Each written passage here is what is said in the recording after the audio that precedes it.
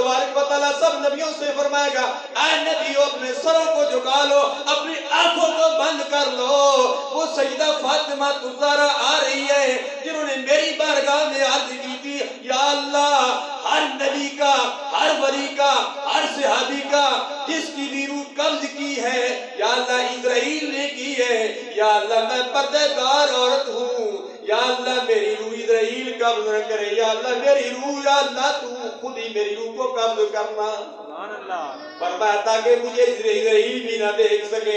इसलिए अल्लाह फरमाएगा ये मखदूम कायनात खातूने जन्नत सईदा फातिमा ज़हरा रज़ियल्लाहु तआला अन्हा की शान है, जिसकी विलादत बासादत 20 जमादियुल उखरा शरीफ को हुई। और सिद्दीक़ अकबर की तरफ जाते हैं।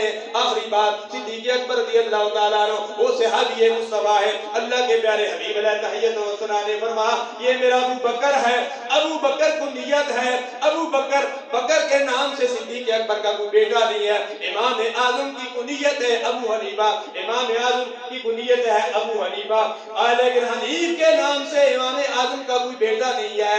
आपका एक बेटा जिसका नाम है हजरत हम्माद, जिसको अल्लाह के प्यारे हबीब अलैहि तहियत व सना के प्यारे गुलाम इमाम आज़म ने नसीहतें की थी। फरमाया मैं तुम्हें 5 हदीसें बताता हूँ जो 5 लाख हदीस का मजमूआ है, वक्त इजाजत नहीं देता।